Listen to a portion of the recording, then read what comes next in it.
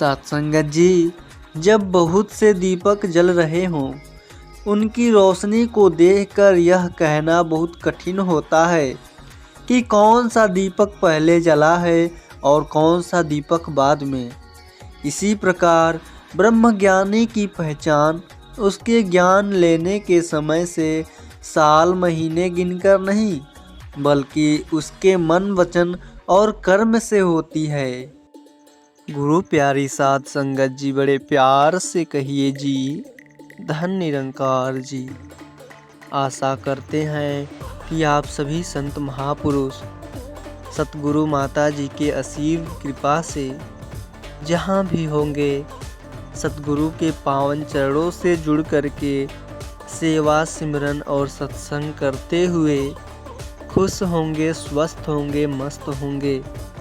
साथ संगत जी, आज के टॉपिक का नाम है एकता कैसे आएगी। साथ संगत जी, ज़रूरत इस बात की नहीं कि विभिन्न प्रकार के लोग एक हो जाएं, बल्कि आवश्यकता तो इस बात की है कि उनमें तालमेल बढ़े, मिलवर्तन बढ़े और दूसरे को सहन करने की, बर्दाश्त करने की, समझने की शक्ति बढ़े। किसी को अपने विचारों को बनाने के लिए हमें उस पर ज़बरदस्ती करनी पड़ेगी, लेकिन किसी पर अपने विचार थोपने से हम उसके दिमागी विकास में रुकावट बनेंगे। उसका विकास रुक जाएगा, उसमें बदले की भावना जन्म लेगी, जो अवश्य ही नफरत का कारण बनेगी। इसीलिए ठीक यही है कि हम एक दूसरे के विचारों को सहन करें, उनका आदर सत्कार करें, उनमें छिपी भावना को समझने की कोशिश करें, ताकि आपस में प्यार मिलवर्तन बढ़ा रहे और बढ़ते चले जाए।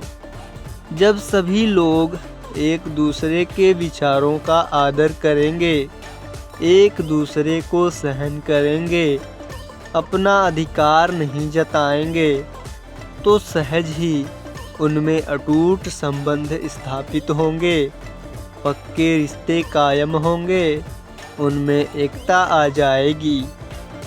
सत्संगत जी, ब्रह्मज्ञानी महापुरुष हो चुके बुजुर्गों को केवल श्रद्धांजलियाँ ही नहीं देते और ना ही वे बहुत बड़े बड़े भाषण देकर उनके जीवन की केवल कथाएं ही सुनाते हैं, बल्कि वे जानते हैं कि कोरे भाषणों और केवल लफ्जी श्रद्धांजलियों से कुछ भी फायदा होने वाला नहीं है। यदि हमें उनको सच्ची श्रद्धांजलि देनी है, तो हमें उनके जीवन से ही प्रेरणा लेनी होगी। उनके जीवन से सच्चा लाभ प्राप्त करना होगा। जो महान कार्य उन्होंने किए थे, जो मानव मात्र की सेवा उन्होंने की थी, जो सेवा सिमरन सत्संग उन्होंने सही रूप से अपने जीवन में अपनाया था, जो सत्य निष्पक्ष भाव से मानव मात्र में बांटा था, वही सब कुछ आज हम उन्हीं की तरह कर्म रूप में करें और सही आचरण करें, तो यही उनके प्रति सबसे बड़ी श्रद्धांजलि होगी। सत्संगत जी, जब अंधेरा होता है तब दीपक की रोशनी की ज़रूरत होती है, ना कि रोशनी रोशनी पुकारने की। जिस तरह से किसी हाल में रोशनी चली जाए और हम रोशनी का गायन करना शुरू कर दें या बढ़े मधुर स्वर में रोशनी को पुकारना शुरू कर दें, तो इससे हाल जगमगाने वाला नहीं है। हाल को प्रकाशित करने के लिए तो हमें दीपक जलाने की आवश्यकता होगी। दीपक जल जाए, रोशनी आ जाए, तो फिर हमको सब कुछ दुखाई देने लग जाता है। इसी तरह से जो अज्ञानता का अंधेरा हमारे हृदय में छाया हुआ है, उसे दूर करने के लिए ज्ञान का दीपक जलाना बहुत ज़रूरी होता है। जिस प्रकार बुझा हुआ दीपक किसी जलते हुए दीपक के संपर्क में आकर जग उठता है, उसी प्रकार हमारे मन का दीपक भी किसी ब्रह्मज्ञानी महात्मा की कृपा से जगमगाने लगता है। साथ संगत जी, भाषा तो हिंदुस्तान, चीन, जापान, इंग्लैंड, अमेरिका और रूस आदि सभी देशों की अलग अलग है। वह दुनिया के हर मुल्क में अपनी अपनी है। इन सभी देशों में अपनी अपनी भाषाओं के अनुसार मलेरिया को अलग अलग नामों से पुकारा जाता है। लेकिन एक डॉक्टर जो मलेरिया को पहचानता है, वह चाहे किसी भाषा को जानता हो, वह रोगी को पहचान जाता है कि वह व्यक्ति मलेरिया का रोगी है।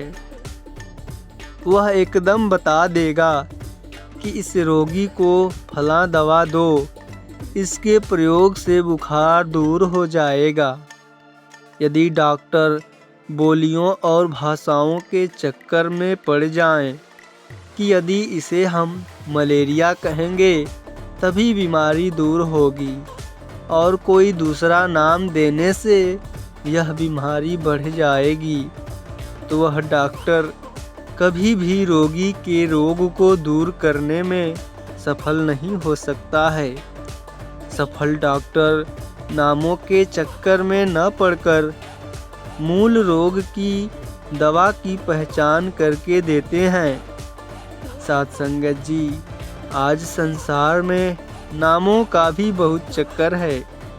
नामों के पीछे अनेक झगड़े हैं, इसीलिए अनेक दुख हैं, अनेक परेशानियां हैं। ये सभी दुख मूल सच्चाई परमपिता परमात्मा की पहचान के बिना कभी भी दूर नहीं हो सकते हैं। साथ संगत जी, एक मनुष्य ने नारद मुनि से पूछा, मेरे भाग्य में कितना धन है?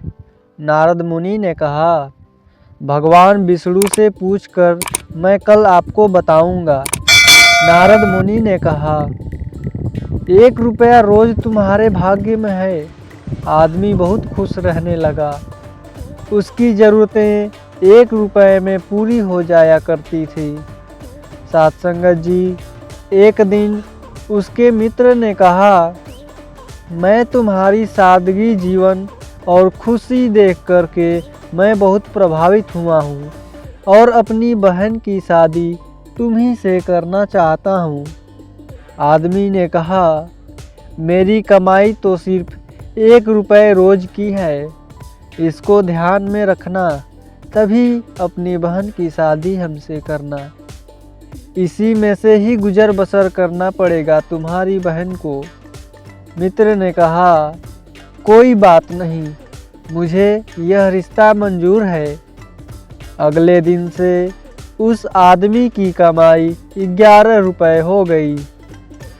उसने नारद मुनि को बुलाया और कहा कि हे मुनिवर, मेरे भाग्य में तो 1 रुपये लिखा है, फिर 11 रुपये क्यों मिल रहे हैं? नारद मुनि ने कहा, तुम्हारा किसी से रिश्ता या सगाई हुई है क्या? तब उस आदमी ने कहा, हाँ हुई है। तो यह तुमको 10 रुपये उसके भाग्य के मिल रहे हैं।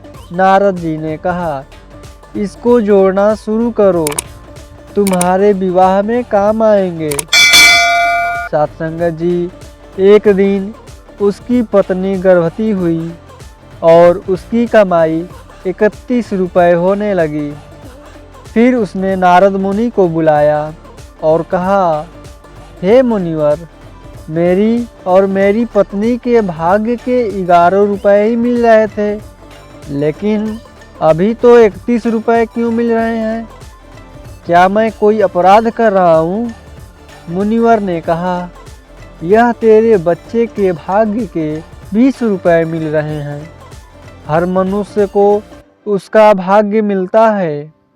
किसके भाग्य से घर में धन दौलत आती है हमको नहीं पता है, लेकिन मनुष्य तो अहंकार करता है कि मैंने बनाया, मैंने कमाया, यह सब मेरा है, मैं कमा रहा हूँ, यह सभी मेरे ही वजह से हो रहा है। हे प्राणी, तुझे नहीं पता तू किसके भाग्य का खा रहा है और किसके भाग्य का कमा रहा है। इसीलिए अहंकार नहीं करना है। सत्संगत जी, जो भी मिला है यह सतगुरु की कृपा से और अपने भाग्य से ही मिला है। सत्संगत जी, आज का साखी कैसा लगा हमें कमेंट बॉक्स में कमेंट करके ज़रूर बताइएगा। सत्संगत जी, बड़े प्यार से कहिए, धन निरंकार जी।